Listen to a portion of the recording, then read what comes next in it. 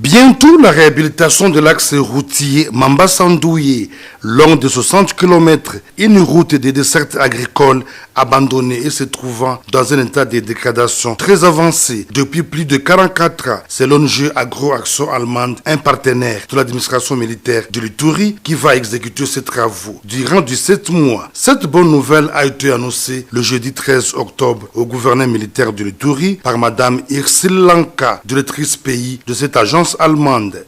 Nous sommes venus ici pour réaliser une rencontre avec l'excellence le gouverneur. C'est relatif à la construction de la route Mambasa-Ndouye. Nous avons informé qu'au ce moment, nous avons accompli toutes les études relatives à cette route. Ce sont les études environnementales et sociales. Comme cette route passe dans la réserve fédérale RFO. Nous avons informé que les études sont accomplies et que bientôt nous voulons réaliser le démarrage de la route. Il nous manque seulement une dernière étape, c'est la validation de l'étude. Et après ce processus, on peut initier la construction de la route Mambasa-Ndouye.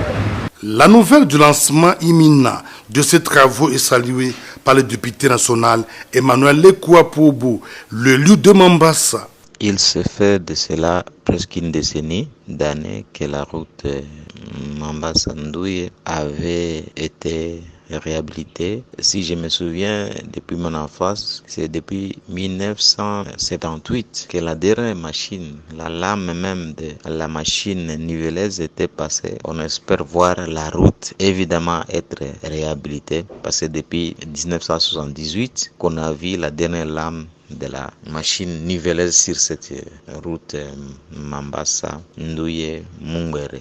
L'administration militaire de l'Ituri et ses partenaires sont résolus à remettre en état les différentes routes à travers la province afin de booster l'économie de l'Ituri et réduire les délais d'intervention des forces armées pendant les opérations, notamment Bunya-Kasenyi, Bunya-Ndjougou, Mahagi et Bunya-Mungwalu, en pleine réhabilitation pour l'intérêt supérieur de la province, tel est le vouloir du président de la République, Félix Antoine Tshisekedi Tshilombo.